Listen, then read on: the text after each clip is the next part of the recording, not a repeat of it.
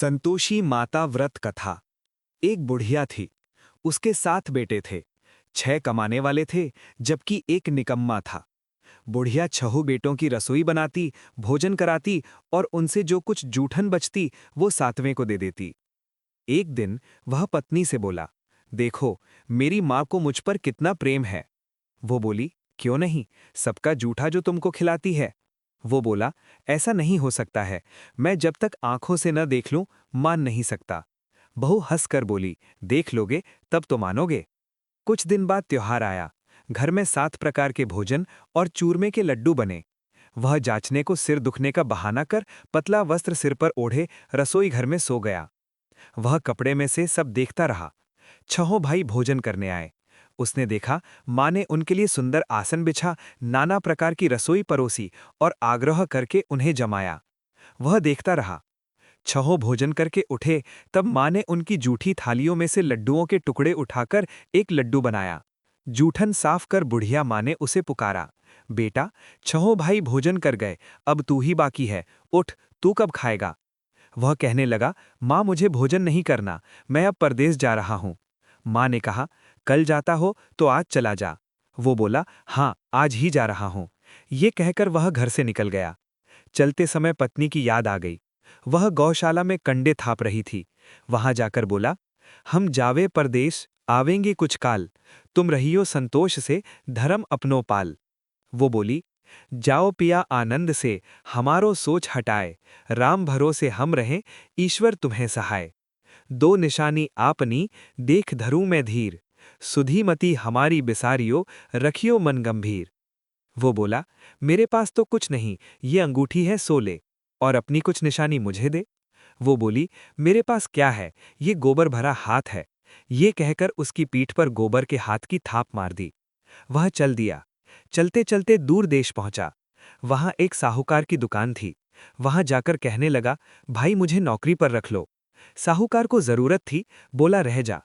लड़के ने पूछा, तनख्वाह क्या दोगे। साहूकार ने कहा, काम देखकर दाम मिलेंगे। साहूकार की नौकरी मिली।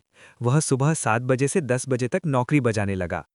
कुछ दिनों में दुकान का सारा लेन देन, हिसाब किताब, ग्राहकों को माल बेचना, सारा काम करने लगा। साहूकार के 7-8 नौकर थे, वे सब चक्कर खाने लगे। ये तो बहुत होशियार बन गया। सेठ ने भी काम देखा और 3 महीने में ही उसे आधे मुनाफे का हिस्सेदार बना लिया। वह कुछ वर्ष में ही नामी सेठ बन गया और मालिक सारा कारोबार उस पर छोड़कर चला गया। इधर उसकी पत्नी को सास ससुर दुख देने लगे। सारी गृहस्थी का काम करा के उसे लकड़ी लेने जंगल में भेजते। इस बीच घर के आटे से जो भूसी निकलती, उसकी रोटी बनाकर रख दी जाती और फूटे नारियल की नारेली में पानी। एक दिन वह लकड़ी लेने जा रही थी। रास्ते में बहुत सी स्त्रियां संतोषी माता का व्रत करती दिखाई दी। वह वहां खड़ी होकर कथा सुनने लगी और पूछा, बहनों, तुम किस देवता का व्रत करती हो और उसके करने से क्या फल मिलता है। यदि तुम इस व्रत का विधान मुझे समझाकर कहोगी तो मैं तुम्हारा बड़ा एहसान मानूंगी। तब उनमें से एक स्त्री बोली, सुनो, ये संतोषी माता का व्रत है। इसके करने से निर्धनता, दरिद्रता का नाश होता है और जो कुछ मन में कामना हो सब संतोषी माता की कृपा से पूरी होती है। तब उसने उससे व्रत की विधि पूछी। वो भक्तिन स्त्री बोली, 1.25 आने का गुड़ चना लेना, इच्छा हो तो 5.25 आने का लेना या 1.25 रुपए का भी सहूलियत के अनुसार लाना। बिना परेशानी और श्रद्धा व प्रेम से जितना भी बन पड़े सवाया लेना। प्रत्येक शुक्रवार को निराहार रहकर कथा सुनना। इसके बीच क्रम टूटे नहीं, लगातार नियम पालन करना। सुनने वाला कोई ना मिले तो घी का दीपक जला उसके आगे या जल के पात्र को सामने रखकर कथा कहना। जब कार्य सिद्ध ना हो, नियम का पालन करना और कार्य सिद्ध हो जाने पर व्रत का उद्यापन करना। 3 मास में माता फल पूरा करती है। यदि किसी के ग्रह खोटे भी हों तो भी माता वर्ष भर में कार्य सिद्ध करती है।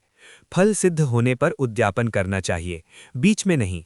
उद्यापन में 2.5 सेर आटे का खाजा तथा इसी परिमाण से खीर तथा चने का साग करना। 8 लड़कों को भोजन कराना। जहां तक मिले देवर जेठ भाई बंधु के हों, न मिले तो रिश्तेदारों और पास पड़ोसियों को बुलाना। उन्हें भोजन करा यथाशक्ति दक्षिणा दे माता का नियम पूरा करना। उस दिन घर में खटाई ना खाना। ये सुन बुढ़िया के लड़के की बहू चल दी। रास्ते में लकड़ी के बोझ को बेच दिया और उन पैसों से गुड़ चना ले माता के व्रत की तैयारी कर आगे चली और सामने मंदिर देखकर पूछने लगी, ये मंदिर किसका है? सब कहने लगे, संतोषी माता का मंदिर है। ये सुनकर माता के मंदिर में जाकर चरणों में लोटने लगी। दीन हो विनती करने लगी, माँ, मैं निपट अज्ञानी हूँ, व्रत के कुछ भी नियम नहीं जानती, मैं दुखी हूँ। हे माता, जगत जननी, मेरा दुख दूर कर, मैं तेरी शरण में हूँ। माता को दया आई। एक शुक्रवार बीता कि दूसरे को उसके पति का पत्र आया और तीसरे शुक्रवार को उसका भेजा हुआ पैसा आ पहुंचा। ये देख जेठ जेठानी मुंह सिकोड़ने लगे। लड़के ताने देने लगे। काकी के पास पत्र आने लगा, रुपया आने लगा, अब तो काकी की खातिर बढ़ेगी। बेचारी सरलता से कहती, भैया कागज आवे, रुपया आवे, हम सब के लिए अच्छा है। ऐसा कहकर आंखों में आंसू भरकर संतोषी माता के मंदिर में आ मातेश्वरी के चरणों में गिरकर रोने लगी। माँ, मैंने तुमसे पैसा कब मांगा है? मुझे पैसे से क्या काम है? मुझे तो अपने सुहाग से काम है। मैं तो अपने स्वामी के दर्शन मांगती हूँ। तब माता ने प्रसन्न होकर कहा, जा बेटी, तेरा स्वामी आएगा। ये सुनकर खुशी से बावली होकर घर में जा काम करने लगी। अब संतोषी माँ विचार करने लगी, इस भोली पुत्री को मैंने कह तो दिया कि तेरा पति आएगा, लेकिन कैसे? वो तो इसे स्वप्न में भी याद नहीं करता। उसे याद दिलाने को मुझे ही जाना पड़ेगा। इस तरह माताजी उस बुढ़िया के बेटे के पास जा स्वप्न में प्रकट हो कहने लगी, साहूकार के बेटे, सो रहा है या जागता है? वो कहने लगा, माता, सोता भी नहीं, जागता भी नहीं हूं, कहो क्या आज्ञा है? माँ कहने लगी, तेरे घर बार कुछ है कि नहीं? वो बोला, मेरे पास सब कुछ है माँ, माँ बाप है, बहू है, क्या कमी है? माँ बोली, भोले पुत्र, तेरी बहू घोर कष्ट उठा रही है, तेरे माँ बाप उसे परेशानी दे रहे हैं, वो तेरे लिए तरस रही है, तू उसकी सुध ले। वो बोला, हाँ माताजी, ये तो मालूम है, परंतु जाऊं तो कैसे? परदेश की बात है, लेन देन का कोई हिसाब नहीं, कोई जाने का रास्ता नहीं आता, कैसे चला जाऊं? माँ कहने लगी, मेरी बात मान, सवेरे नहा धोकर संतोषी माता का नाम ले, घी का दीपक जला दंडवत कर दुकान पर जा बैठ। देखते देखते सारा लेन देन चुक जाएगा, जमा का माल बिक जाएगा, सांझ होते होते धन का भारी ढेर लग जाएगा। अब बूढ़े की बात मानकर वो नहा धोकर संतोषी माता को दंडवत घी का दीपक जला दुकान पर जा बैठा। थोड़ी देर में देने वाले रुपया लाने लगे, लेने वाले हिसाब लेने लगे। कोठे में भरे सामान के खरीदार नकद दाम दे सौदा करने लगे। शाम तक धन का भारी ढेर लग गया। मन में माता का नाम ले चमत्कार देख प्रसन्न हो घर ले जाने के वास्ते गहना कपड़ा सामान खरीदने लगा। यहाँ काम से निपट तुरंत घर को रवाना हुआ। उधर उसकी पत्नी जंगल में लकड़ी लेने जाती है, लौटते वक्त माताजी के मंदिर में विश्राम करती। वो तो उसके प्रतिदिन रुकने का जो स्थान ठहरा। धूल उड़ती देख वो माता से पूछती है, हे माता, ये धूल कैसे उड़ रही है? माता कहती है, हे पुत्री, तेरा पति आ रहा है, अब तू ऐसा कर, लकड़ियों के 3 बोझ बना ले, एक नदी के किनारे रख और दूसरा मेरे मंदिर पर व तीसरा अपने सिर पर। तेरे पति को लकड़ियों का गट्ठर देख मोह पैदा होगा, वो यहाँ रुकेगा, नाश्ता पानी खाकर माँ से मिलने जाएगा। तब तू लकड़ियों का बोझ उठाकर जाना और चौक में गट्ठर डालकर जोर से आवाज लगाना, लो सासू जी, लकड़ियों का गट्ठर लो, भूसी की रोटी दो, नारियल के खेपड़े में पानी दो, आज मेहमान कौन आया है? माताजी से बहुत अच्छा कहकर वो प्रसन्न मन से लकड़ियों के 3 गट्ठर बनाई, एक नदी के किनारे पर और एक माताजी के मंदिर पर रखा। इतने में मुसाफिर आ पहुंचा। सूखी लकड़ी देख उसकी इच्छा उत्पन्न हुई कि हम यहीं पर विश्राम करें और भोजन बनाकर खा पीकर गांव जाएं। इसी तरह रुककर भोजन बना, विश्राम करके गांव को गया, सबसे प्रेम से मिला। उसी समय सिर पर लकड़ी का गट्ठर लिए वह उतावली सी आती है। लकड़ियों का भारी बोझ आंगन में डालकर जोर से 3 आवाज देती है, लो सासू जी, लकड़ियों का गट्ठर लो, भूसी की रोटी दो, नारियल के खेपड़े में पानी दो, आज मेहमान कौन आया है? यह सुनकर उसकी सास बाहर आकर अपने दिए हुए कष्टों को भुलाने हेतु कहती है, बहू ऐसा क्यों कहती है? तेरा मालिक ही तो आया है। आ बैठ, मीठा भात खा, भोजन कर, कपड़े गहने पहन। उसकी आवाज सुन उसका पति बाहर आता है, अंगूठी देख व्याकुल हो जाता है। माँ से पूछता है, माँ ये कौन है? माँ बोली, बेटा ये तेरी बहू है, जब से तू गया है तब से सारे गांव में भटकती फिरती है, घर का कामकाज कुछ करती नहीं, 4 पहर आकर खा जाती है। वह बोला, ठीक है माँ, मैंने इसे भी देखा और तुम्हें भी। अब दूसरे घर की ताली दो, उसमें रहूंगा। माँ बोली, ठीक है, जैसी तेरी मर्जी। तब वह दूसरे मकान की तीसरी मंजिल का कमरा खोल सारा सामान जमाया। एक दिन में राजा के महल जैसा ठाट बाट बन गया।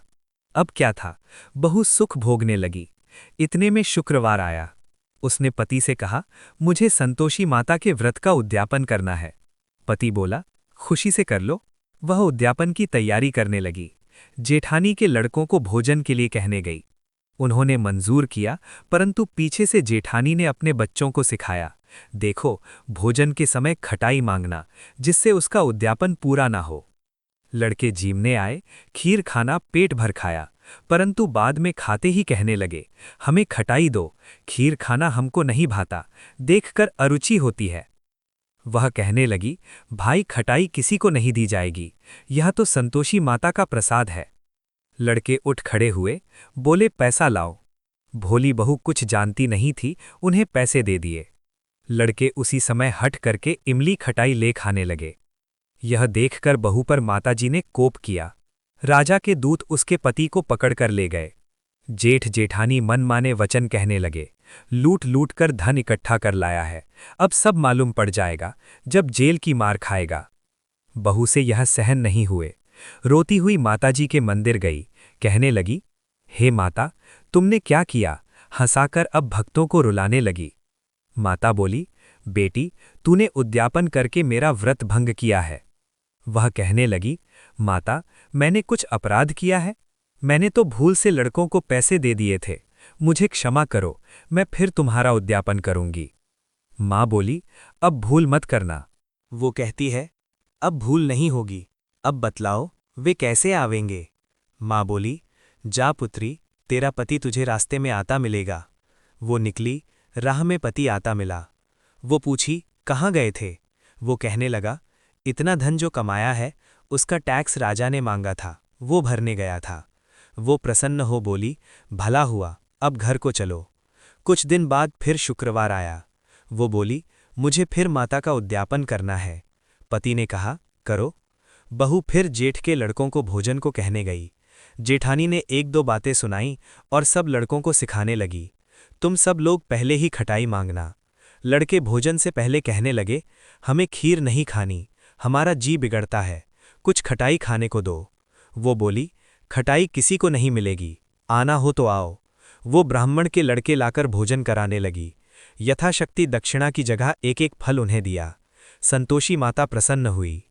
माता की कृपा होते ही नववें मास में उसके चंद्रमा के समान सुंदर पुत्र प्राप्त हुआ।